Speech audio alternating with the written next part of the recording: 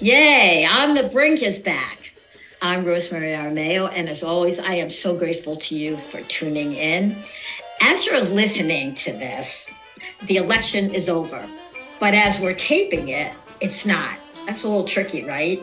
But I think we have come up with an intriguing podcast for you about what we've learned campaigning and also about what the hell we're going to do next. Please subscribe to On the Brink on Apple, Google, Spotify, YouTube, any place you listen to podcasts, and rate the shows that you listen to. Even if you don't like them, rate them, because every little click brings us more attention and more sponsors, and that means better shows in the future. So let's get started. My guest for this episode is George Goodwin. Goodwin is a retired teacher and administrator, and for the past 20 years, he has spent his falls canvassing for voters, and that includes this year, where you went mostly, George, right, to Pennsylvania, but also you did some canvassing in New Hampshire and in New York. And I want to talk to you about that experience. Most people have heard of canvassing, but they have no idea what it entails. Can you take us along on a trip? You're going to go spend a Saturday in Pennsylvania, in Bucks County, say. What does that look like? How's the day go? Well, there's a couple ways. My wife and I have traveled, and for example, this year we spent a weekend in Scranton, and we connected with the local Democratic Party, and the two of us canvassed. But the past 3 weeks, I've taken the bus to Scranton. And this past week, we also went into the Wilkes-Barre area, which is right there, like Troy and Schenectady, if you will, proximity to each other. So the bus that I took, this most recent one, was with Kathy Sheehan, was involved with the mayor of Albany. The mayor of Albany, yes, and Pat Fahey. She did not travel with us because she was canvassing herself for her own campaign. In the state Senate. And she's running for the state Senate in New York, for my listeners. That is correct. And so this past Saturday, we took the bus to Scranton with that group. The previous 2 weeks on Sunday, we took the bus that was sponsored through Paul Tonko, our local congressman's office. And we also went to Scranton. It tends to be when you're going from Albany to Pennsylvania, Scranton is the place to go. They used to say years ago that as Scranton goes, that area, so goes Pennsylvania. When it came to the presidential elections, that was sort of a bellwether state of a region of Pennsylvania. Right. Whether that's as true now, I don't know offhand. But yeah, it seems like all the old rules are being upended this year. A little different, but perhaps, but it is an area that's certainly high traffic for canvassers. And because you can reasonably take a bus to Scranton and return home in the same day. So geographically, that is the place where you typically would go from Albany, because it's a reasonable trip. It's about 3.5 hours each way, and then you would spend 4, 5, 6 hours, depending on the schedule, to canvass, to knock on doors. That makes for a very long day. Yes. But, it's also a social experience, because you're traveling with others. You usually get to know people that you haven't met before. And you have a camaraderie. You're like-minded. You're on the bus. You're all going with the same purpose. And in this case, canvassing for Harris walls. And, and also you do mention to people about local elections, and also this year, for example, Bob Casey running for the Senate there is right. That's important. A big election too. So it's fun. It's fun. It's actually, for me, it's a fun experience. And the people on the bus, they all seem to be having fun, or they probably wouldn't be doing it. I am surprised to hear you say this. I mean, I was a reporter for years. I'm used to talking to strangers. I did work for the census in the last census and went door to door. I am a little terrified of going door to door and talking politics to people. It's gotten a bit hostile. It can be, but I don't feel, I've never felt that there was any type of, any risk, danger, physical danger or anything like that. I've certainly not felt it. But, and when you get there, I'll just kind of finish. You said take you on the journey. So you get there, get off the bus, you meet somewhere. For example, this year, the meeting place, at least for the buses that came from Albany, was a union hall that was used, and it was staffed by local people who were there to greet you and to, do all of the work that's involved in the organization and getting you your canvas list, getting you a driver. So what they would do with that, for example, they would ask you to team up in groups of 4, and then you would get a local person who would drive you to your canvassing locations and would be on call should you need something from them, whatever that might be. And, as I said, they're local people. And then what we would typically do, and this tends to be the model, if you have a group of 4, you would match up in groups of 2, and one group of, one pair, I should say, would take one side of the street, the even numbers, house numbers, and the other would take the odd house numbers, street by street. And they do tell you to not canvass yourself, but to do it in 2 people, at least 2. And if you're more comfortable doing it with 3, or even all 4 people, that's fine. Do what you're comfortable with, but don't do it one single individual. Interesting. So you go door to door and people react how to 1 or 2 people standing up doors? Is it like Jehovah's Witnesses and they're shooing you away or what? Well, it's mixed.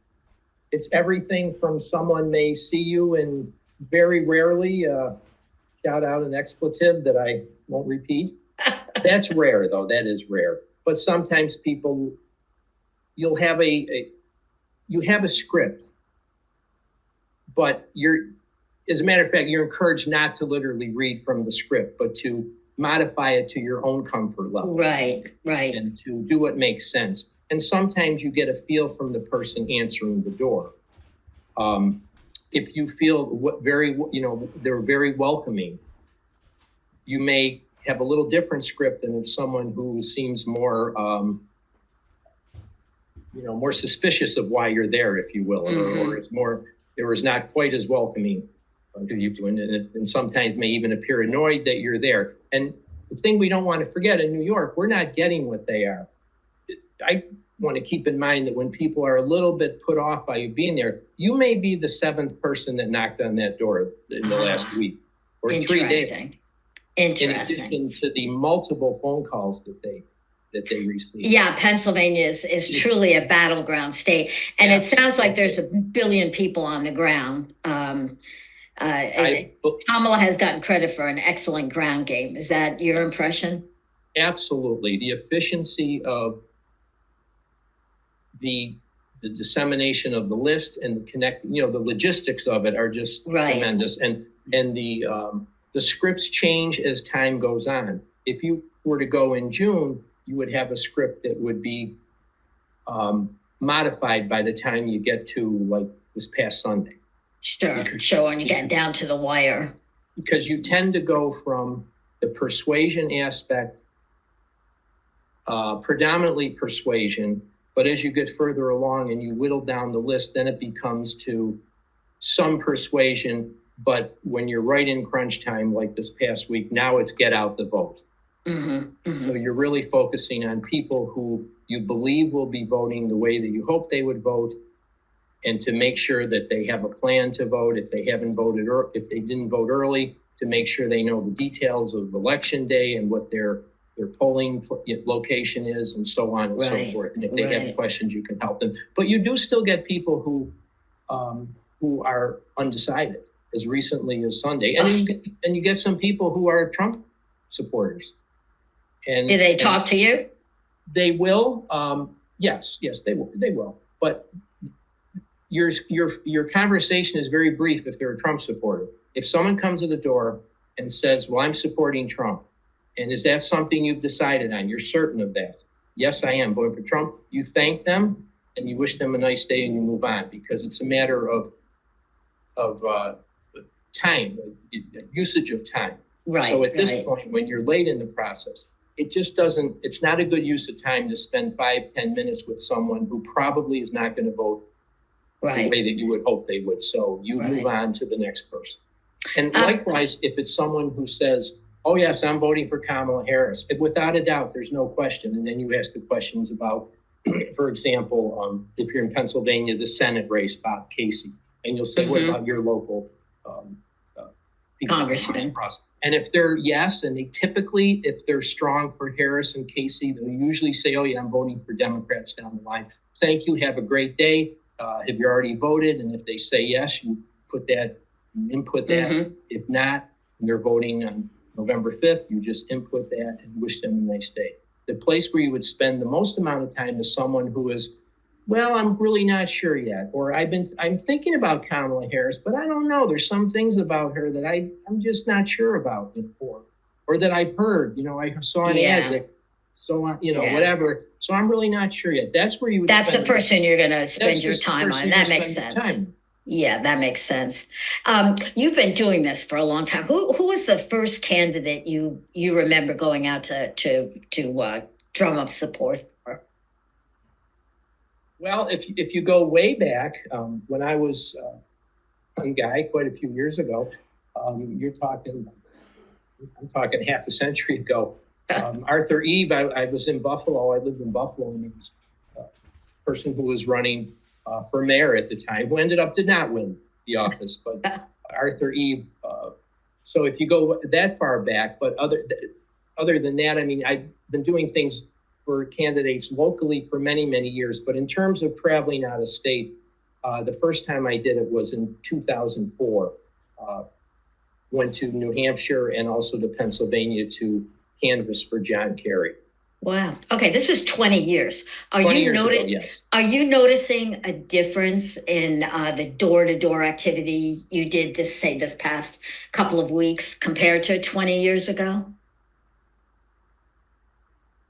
I think the thing that I would say is,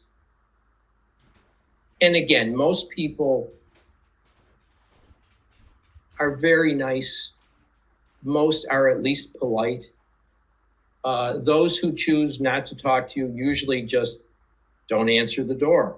Right. Most people, they're not confrontational. But I do feel a sense this time that people are a bit more,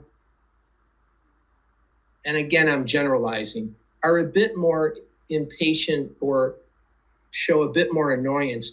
I think it's because, I don't think it's the nature of people and how things have changed I think it's because they're getting so much more of it.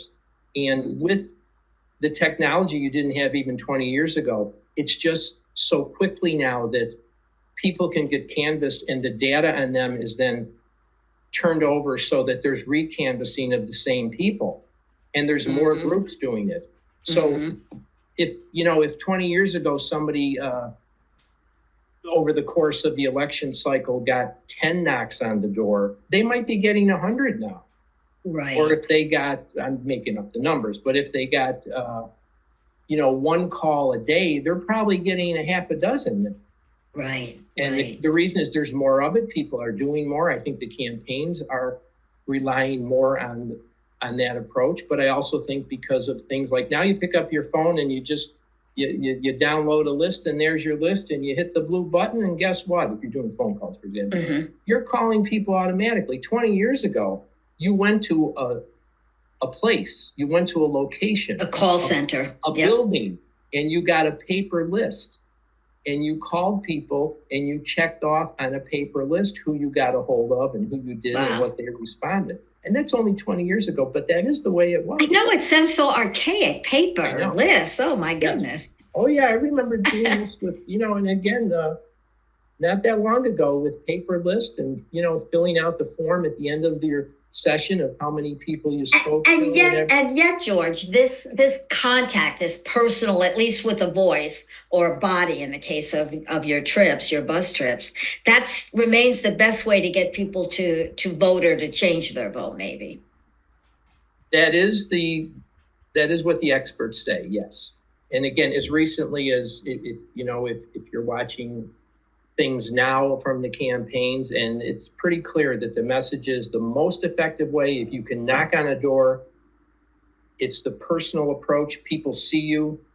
And if you can make that personal connection, that's the best and most effective way to do it. And then, of course, the phone calls and the letter writing. The thing with the knocking on the door and phone calls, as well, you can have a conversation. Right.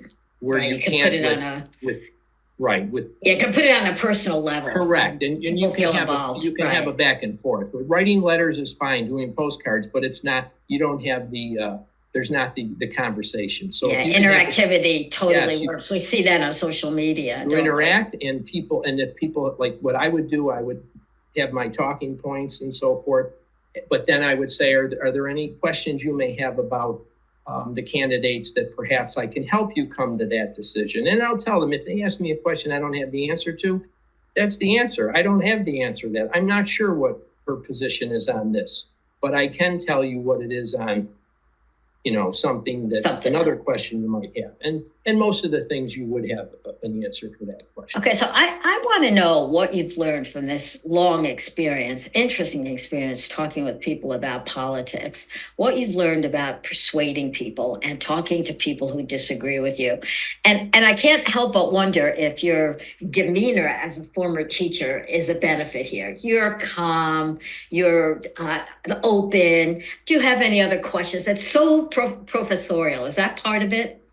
Yeah, I think so. And I think many of us would have that ability. You certainly want to, you want them to be welcoming to you, and you want to do the same, that you're not overly,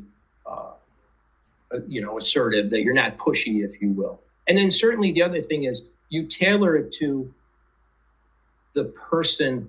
You can do this with your call list as well.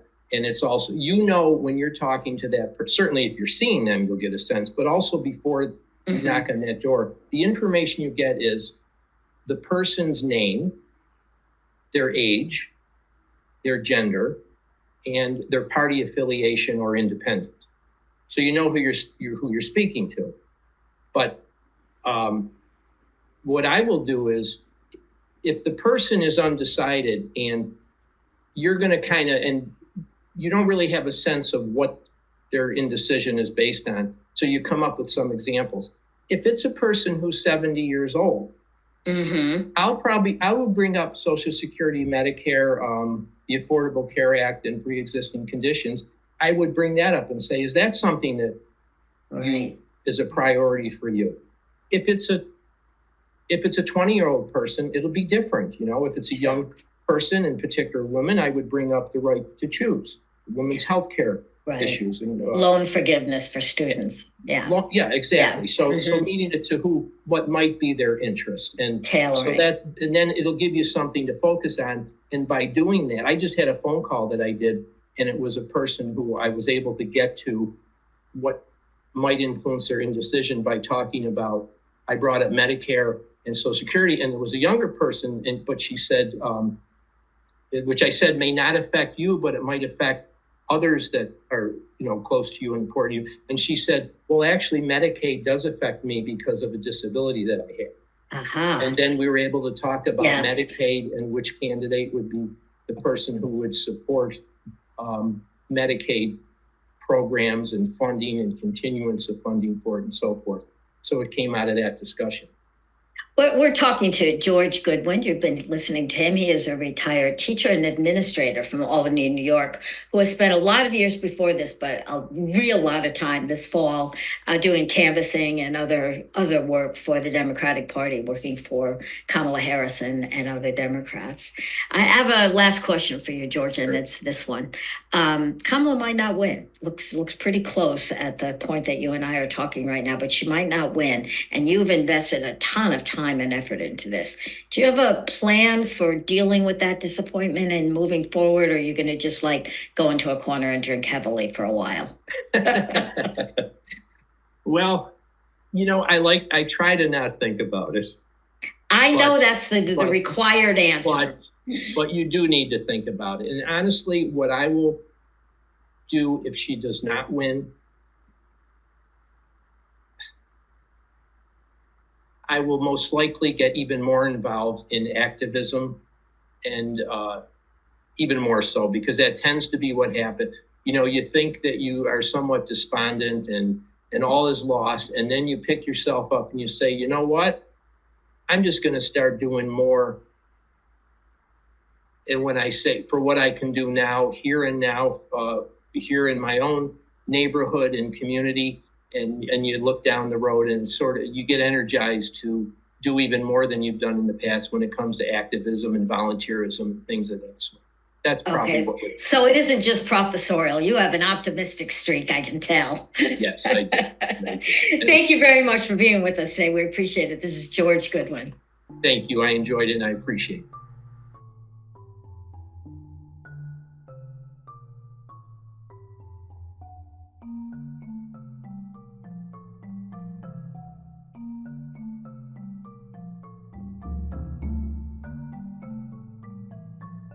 Give me a minute right now here to tell you about some of the sponsors of On the Brink. I am very proud to have these people on board. First, Ona Papagiorgio. She's the ceramic artist behind Peacock Pots, one of our earliest sponsors. She's going to be featured November 23rd and 24th at the annual pottery sale of the Collar City Clay Guild. That's held in Pat's Barn. That's in Rensselaer Tech Park. And it's just in time for the holiday shopping. I'm on the lookout for her wonderful fish mugs. The sale starts each day that weekend at 10 a.m.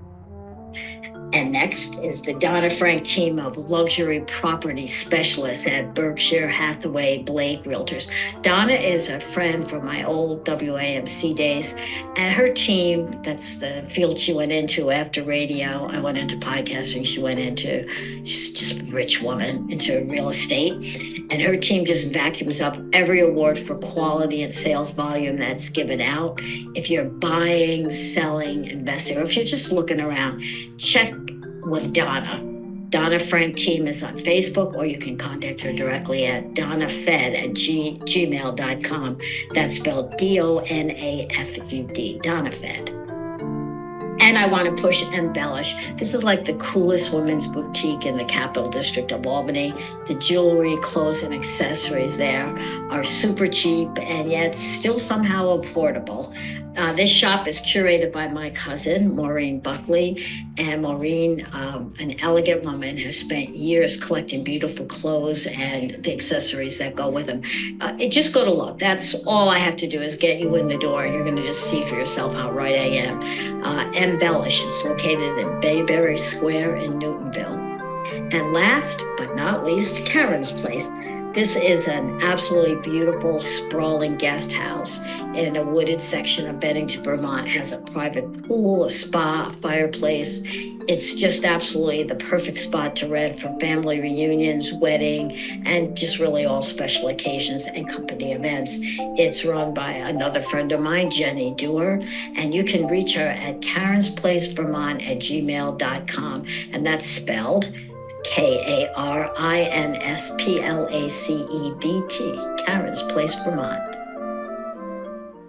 Hi, this is Rosemary, back again with more of On the Brink. You're going to hear from me right now, because in the last week leading up to Election Day on November 5th, I began asking people and collecting their responses. I asked them in person, on online, social media, if they had a personal plan just in case things went wrong and their preferred candidate lost. What were they going to do in that case? And yeah, you can guess it. The first knee-jerk reaction was always lose. Oh, no, I can't even imagine that. Or I don't want to think about that. I prefer to project optimistically about winning, or some stupid variation of that sentiment. And also, mostly the Trump supporters I talked to for this little impromptu survey, they have no plan B. They think they're going to win. That's the only thing that they're thinking. And they most likely share the mindset of their candidate that there's no way he can lose unless shady things go on. We know Democrats are bracing to combat a barrage of legal, political, even possibly physically violent fighting to ensure that Trump returns to the White House. And if that materializes, I hope not. If it does, you can bet we'll be talking about that in future episodes. But let's talk about something else. Harris supporters, they are dreading Election Day, I would say, notwithstanding surprising last-minute poll in Iowa and a very hoarse Trump who's been spewing craziness in the final days of the campaign. The closeness of the polls demand that Harris supporters look ahead clear-eyed to the very real possibility that despite their efforts, their votes, Trump could be the president again. And if that happens, what will they do? Well, there's a lot of jokey talk I found about stocking up on wine or beer or spirits or alcohol in basically any form, or weed in all legal, at least for now, forms that they can get their hands on as a way to survive and get through the next 4 years, should their candidate lose. The far-sighted people like Peter, for example, say they're going to stock up on staples and supplies whose prices they predict are likely to soar under the tariff plans that Trump has announced. And I myself am planning to stock up on fluoride toothpaste because RFK is going to be let loose in public health if Trump wins. He doesn't believe that fluoride is something that prevents cavities. Most scientists seem to think otherwise, as you know. And some people are also making lists of all the escapist Netflix and other streaming service fare that they will dive into and serially binge on as a way to just get away from it all. And they're sure it's an awful reality coming if their candidate loses and they want to escape. I found that others are planning a withdrawal from daily news, also as an escapist mechanism. They cannot see themselves able to bear the drumbeat of immigrant bashing, protesting women, misogyny, Supreme Court victories for the Trump administration. They're predicting that and they don't want to hear it. As Susan put it, quote, "I'm canceling cable immediately so I never have to hear his voice." That was pretty common. Ronald may have summed it up the best. He says he's just going to pull the covers up over his head for the next 4 years. And then there's my friend Babel, who sent me instructions that she got from her yoga instructor about how to pause in the moment. Take some notes here. I'm going to pass this on. Stop what you're doing. Place a hand on your heart. Close your eyes and inwardly ask, what am I needing or wanting? Wait and notice what comes. Inside, we know. I haven't tried it yet. I'm passing it on for what it's worth. Move to Canada or Finland or Portugal or Croatia, just away. That's become something like an automatic response when you ask the question, what are you going to do? This won't really happen. In part because, as Trump has made clear right here in America, other countries don't want immigrants. Canada does not want Trump refugees from America when it is already attracting smart, strong, young people from the rest of the world. People who used to come to America now are being chased out, and that's likely to continue, we think, if Kamala Harris is not to win. I was one of the few Americans who actually did leave the country back in 2017 when Trump went to the White House. And I went to the Middle East to work with young Arab journalists trying to do investigative reporting about a corrupt monarchy and to challenge authority. You can see why that might have some appeal to me coming from Trump's America then. I lasted 2 years before I had to return home and care for my elderly mom. And that's the rub that you see. That's the rub you see. Even if you do have a way to move out, your family will end up drawing you back. We can't help it. Jobs draw us back too. Can't leave them. Can't find work elsewhere as I did. Friends pull you back. And the well-worn comforts of home. Complain about it, but it's comfortable to be at home. And there's a fear of change. It's hard to live as an expat. And one other thing, had mom not brought me back in 2019, COVID would have bumped me out of Jordan soon after. Foreigners were kicked out of the country. And with RFK as that health czar, as I mentioned, the prospect of a new epidemic does not seem far-fetched to me. So no, I don't see a mass out-migration from America. But some people will surely move around. One of my sons lives now in Florida. He swears that his house is going on the market the morning after a Trump victory. He wants to hightail it out of DeSantis land to some safer blue state. Another son has bought a home in a remote rural area on the Pennsylvania border, and he has stocked it not unlike a fortress in order to wait out a Trump government and what he suspects could be violence and chaos. Well, he says, I can come too and be safe, but I have to stop podcasting first and take all the screaming liberal bumper stickers off my car. Can't see that happening. Hiding and staying low down in a safe place is a strategy that many people are considering, many that I talk to. A third son is a teacher in a reddish state, so he's used to being cautious and watching what he says. He does this in a way, that his mother never mastered. He never got that from me. So he doesn't see much happening in his life. Hiding and biting my tongue, I can't do that. I'm with those people that I talk to who say that they will just resist, just as they did back in 2017. They say they'll speak out and they fight, and they will fight again, as they did then, again, for what they believe in. She will persist and all of that stuff. And that sounds mighty lofty, I have to admit. It's very noble. The problem is resist how, doing what, and where, and under whose leadership. Give me the answers to those questions. Few did. My friend Carol is a therapist. She says she's got an idea about starting a support group to help people through. My friend Roxanne is going to work to protect women and immigrants, both of whom she suspects will need help and protection, not to use a Trump kind of phrase, protection in a Trump administration. So they have a plan. My friend Jay writes newspaper opinion columns, and I have to read you his detailed plan B for if the election goes wrong. He says, let me read this. I will hug my wife, feed the animals, take a walk, sit quietly, and then be vigilant and fearlessly outspoken as all get out for 4 more years. That's a pretty good plan. I think maybe the first step is deciding what you're going to focus on, because if the worst fears of Democrats come to pass, a lot that we stand for is going to come under attack, and each individual can only do so much. You can't really protest everything that might happen. So for me, I can tell you it'll be abortion rights, freedom of the press, and helping immigrants. After you decide that, next have to consider how far you're willing to go to resist and to fight for your beliefs. How much can you afford to spend on these beliefs?